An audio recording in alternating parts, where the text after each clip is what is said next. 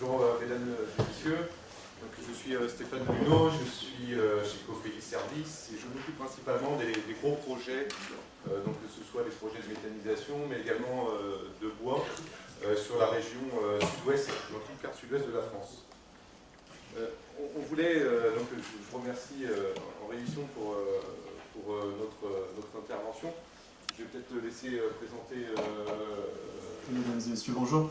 Je m'appelle Grégoire Vuillot et je m'occupe de Biomasse et Développement, qui est la filiale d'approvisionnement et centrale d'approvisionnement de Dalkia sur un territoire assez large qu'on verra tout à l'heure. Et je laisse Stéphane démarrer la présentation. Alors, très rapidement, on voulait faire un petit focus sur nos deux sociétés pour vous présenter un petit peu où se trouve Cofeli Services. Dans un premier temps, Cofeli Services est une société du groupe GDF Suez, donc qui se compose de 5 branches. Donc Cofeli Services fait partie de la branche énergie service et intervient dans 3 principaux métiers, dont la production d'énergie locale et renouvelable. Et en ce qui concerne Dalkia, donc Dalkia gère les services énergétiques auprès de ses clients publics et privés, notamment avec le développement des énergies renouvelables et essentiellement la biomasse, avec pour objectif, je dirais, la diminution des coûts pour ses clients, la meilleure gestion des utilités énergétiques, le développement des réseaux de chaleur et notamment grâce aux énergies renouvelables. Donc comme je vous disais tout à l'heure, vous avez... face à ce développement depuis quelques années, et notamment de par les incitations d'État et les grands projets type projet de cogénération ou type fonds chaleur, Dalkia s'est organisé depuis 2008 avec une centrale d'approvisionnement, Biomasse et Développement, qui gère sur le territoire que vous avez sous les yeux une cinquantaine d'installations thermiques et puis 6 grands projets de cogénération pour une consommation globale d'environ 650 000 tonnes sur 2014, puisqu'on vient de mettre en service un certain nombre d'installations plutôt sur le nord de ce territoire. Donc la région Aquitaine est concernée en partie par ces 650 000 tonnes. Mais voilà, avec un objectif très important de développement, de fiabilisation de nos approvisionnements. On a parlé tout à l'heure de sécurisation. C'est tout l'enjeu pour quelque part alimenter de la façon la plus pérenne et la plus fiable possible nos installations.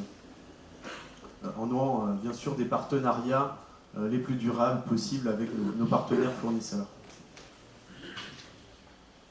Alors je vais rappeler, on a entendu les chiffres tout à l'heure sur les enjeux et l'engagement européen des 3x20. Donc on parle de 23%, effectivement c'est 23% pour la France, sachant que l'engagement de la France s'inscrit dans un engagement plus large européen qui est le 3x20. Donc 20% de réduction des gaz à effet de serre par rapport à 1990, 20% d'économie d'énergie, et 20% de la production d'énergie qui sera produite à partir d'énergie renouvelable. Donc 3 gros points forts sur le bois énergie. C'est la lutte contre le changement climatique, c'est un approvisionnement en énergie indépendant des aléas géopolitiques et surtout une création d'emplois durables et non délocalisables. Alors on voulait faire un petit focus. Alors, on va rester très Aquitaine dans cette présentation. On voulait faire un petit focus général quand même sur les typologies de consommation du bois énergie pour essayer de vulgariser un petit peu le sujet. Donc on a grosso modo 3 grands sujets sur la consommation du bois énergie qui sont la production d'électricité, donc M. Aloncle de la FEDEN en parlait tout à l'heure, qui sont de grosses installations de cogénération pour produire à la fois de l'électricité et de la chaleur, donc souvent sur des réseaux de chaleur ou associés à des industriels. Donc ce sont des puissances installées. Alors je sais que tout le monde n'est peut-être pas habitué des mégawatts électriques. Alors attention, ne pas confondre des mégawatts électriques et des mégawatts PCI. Donc là, c'est des mégawatts électriques, 5 à 70 mégawatts électriques. Donc ce qui représente, j'ai à chaque fois mis un petit peu de tonnage de bois, ce qui représente de 40 000 à 500 000 tonnes de bois consommés par an. Donc ça, ce sont des dispositifs qui ont été lancés par l'État via des appels d'offres de la Commission de régulation d'énergie et des obligations d'achat d'électricité produites par l'État à un tarif convenu d'avance. Donc la durée du contrat est généralement de 20 ans. Les chaufferies industrielles, ensuite, donc certains industriels ont besoin d'eau chaude ou de vapeur et créent l'utilité chaleur à partir du bois. Donc c'est des industriels et des petits ensembles tertiaires. Donc c'est des puissances indicatives, là par contre on repasse en mégawatts thermiques, puisqu'il n'y a pas de production d'électricité. Donc de 1 à 50 mégawatts thermiques, ce qui représente des consommations d'environ 3 000 à 250 000 tonnes de bois par an. 250 000 tonnes, il n'y en a pas beaucoup. Donc ça, il y a un dispositif de l'ADEME qui existe, un dispositif de subvention qui existe, qui consiste à substituer l'utilisation d'énergie fossile, donc le charbon, le fioul, le gaz principalement, par de la biomasse. Il y a une notion de tonnes équivalent pétrole substituée par cette énergie renouvelable. Et le troisième point, celui qui se développera plus dans les années à venir, à notre sens, ce sont les petites chaufferies collectives qui permettent de chauffer des bâtiments à partir d'énergie bois, des hôpitaux, des crèches, un petit peu tous les bâtiments publics, mais pas seulement, également des HLM et puis des résidences privées également. Alors c'est soit des chaufferies collectives seules, soit des petits réseaux de chaleur, avec des puissances allant de 50 kilowatts thermiques, donc là c'est très petit, jusqu'à 30 mégawatts thermiques, donc équivalent à des consommations de 100 tonnes seulement à 50 000 tonnes par an. Et là on a un dispositif également de subvention qui s'appelle le fonds chaleur. Alors comment émerge un...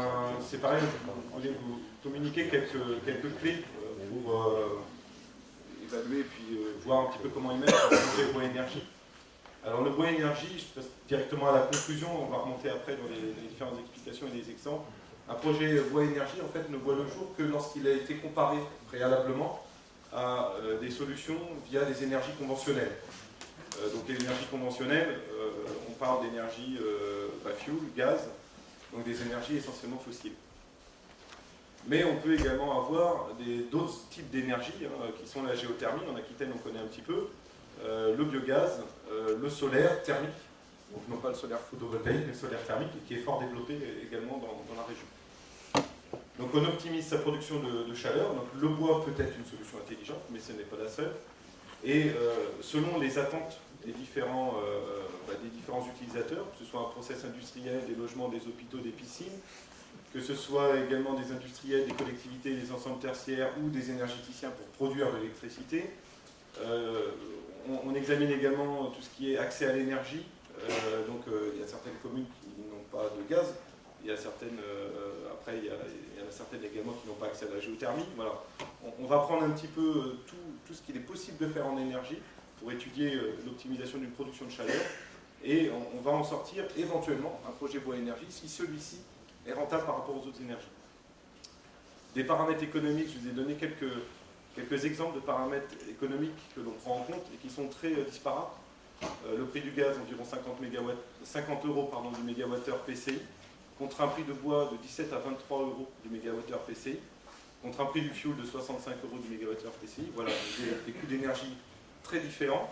Par contre, des tarifs, un investissement également extrêmement différent, puisque le prix d'une chaudière bois aujourd'hui de 2 mégawatts thermiques, donc qui est déjà une belle machine, ça sera environ 600 000 euros contre une chaudière, contre le prix d'une chaudière à peu près 10 fois moins cher pour une chaudière gaz.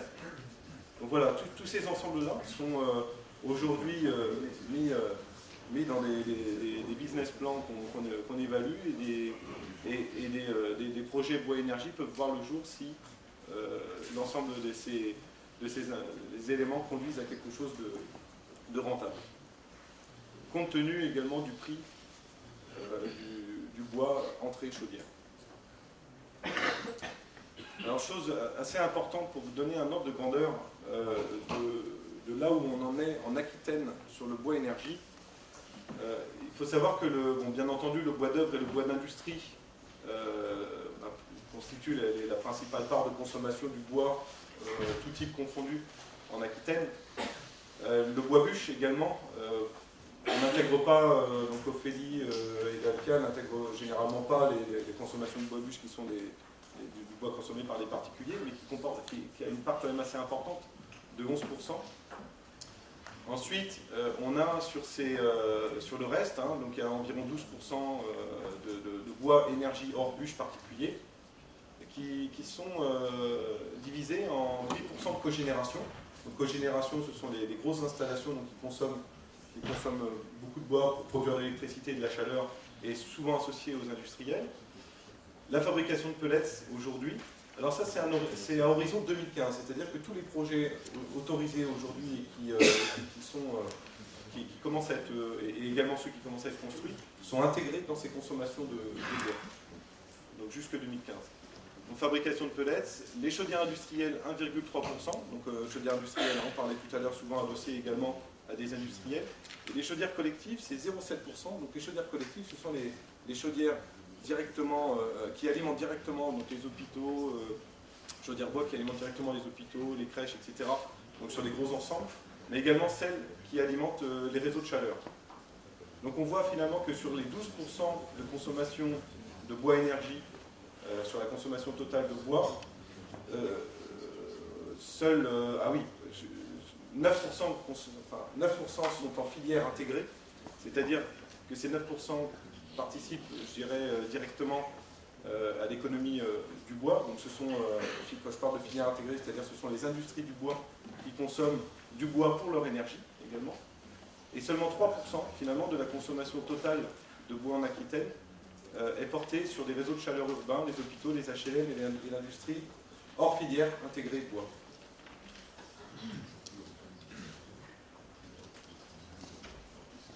Donc comment développer, à notre sens, le bois énergie?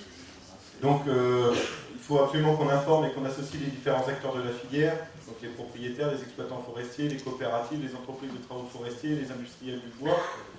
À ce titre, donc Dalkia et Copelli, nous avons rejoint la section énergie de la FIBA qui a été créée l'année dernière, en 2012. Donc pour essayer d'y voir un petit peu plus clair et puis participer à la mobilisation et au développement du bois. Donc vulgariser le bois énergie, on parlait tout à l'heure des mégawattheures, du PCI, de l'humidité relative, etc. Ça, on se tient à votre disposition pour donner toutes les définitions qui vont bien sur le langage et puis sur tout le reste. Hein, le but aussi de la présentation là, c'était de donner quelques éléments sur la construction des projets que l'on fait. Donner de la visibilité aux acteurs sur les quantités et les durées. Aujourd'hui, on a parlé, en général, les projets industriels ou les projets de cogénération sont associés à des durées importantes d'exploitation, donc entre 10 et 20 ans. Donc on sait donner de la visibilité aux acteurs via des contrats d'approvisionnement long terme, et ça je pense que c'est un atout pour structurer la filière. Et bien entendu les quantités, donc sur les quantités on a des consommations relativement constantes, même si elles sont un peu calées sur la rigueur climatique. Donc développer des projets en cohérence territoriale, nous établissons des cartes de consommation de bois, notamment sur l'Aquitaine on en a une, avec des jeux de couleurs et qui nous permettent de voir très rapidement si on aura des soucis ou pas d'approvisionnement selon les projets envisagés. Donc ça c'est ce qu'on fait qui est très important pour nous, c'est qu'il faut absolument une cohérence territoriale quand on parle de production d'énergie renouvelable, oui, mais local également. Ça ne sert à rien d'aller chercher de l'énergie à plus de 150 km du site où elle sera consommée. Chose très importante aussi, c'est qu'il faut absolument qu'on ait un prix au mégawattheure entrée chaudière compétitif. Donc ça, on participe pour l'avoir, ce prix au mégawattheure entrée chaudière compétitif, et toujours par rapport, on se bat toujours par rapport aux autres énergies. Éviter bien entendu les conflits d'usage, mais je ne reviendrai pas dessus puisque ça a été déjà développé, et puis ça sera développé plus au cours de la journée. Encourager le recours aux gisements non exploités, donc souches, rémanents ou des nouvelles ressources, culture d'été, recyclage. Alors deux exemples, donc on a pris deux exemples, un exemple de grosse installation en Aquitaine, donc c'est Biolac Énergie qui projet qui a démarré très récemment. Vous voyez un petit peu, il y a différents chiffres, et notamment sur l'investissement qui est assez lourd, 56 millions d'euros d'investissement. Donc ça, c'est une production d'énergie électrique plus chaleur.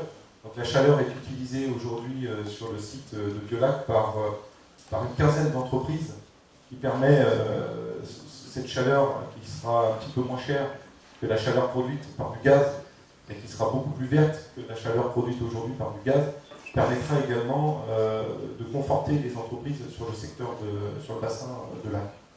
Donc toute entreprise confondue, donc je sais qu'il y a Arkema, il y a tout un tas d'entreprises. Donc suite à la reconversion du site. Voilà un petit peu le planning pour donner des jalons. Donc mars 2014, ouverture de chantier, début de montage chaudière juillet 2014, un achèvement des travaux en 2015 et un fonctionnement donc, là qui est vraiment sur la durée entre 2016 et 2034. On a au même titre que Dalkia, mais je ne l'ai pas présenté au départ, une centrale d'achat bois, une filiale de Cofeli Service qui s'appelle Soren. Et je sais que son représentant est dans la salle, donc M. Méquin, qui pourra vous donner toutes les informations sur la centrale d'achat. Je vais laisser. Et puis un autre exemple, un petit peu pour donner les deux cas de figure, c'était intéressant, on trouvait de vous présenter à la fois un projet, on va dire, à vocation un petit peu plus industrielle, un petit peu plus une cogénération, et puis un projet comme celui-ci qui est un réseau de chaleur des Terre-Neuve-Abel, qui est complètement intégré dans un environnement urbain, avec 900 logements alimentés, un investissement de 3,2 millions. Les subventions, on en a parlé, un réseau de chaleur et cette énergie quelque part sans subvention n'a pas vocation et ne peut pas fonctionner. On a vu les écarts d'investissement entre une installation gaz et une installation biomasse. Elle a été mise en service très récemment. On est sur des consommations qui sont, on va dire, relativement restreintes, mais tout à fait adaptées à cet environnement urbain. Ça représente environ 2800 tonnes de plaquettes forestières livrées sur cette installation en petits porteurs. Voilà pour présenter un petit peu deux types d'installations qui sont complètement différentes, mais qui sont toutes les deux intégrées dans cette filière Boénergie. Voilà. Je vous remercie de votre attention. Si vous avez des questions, on se tient à votre disposition. Merci.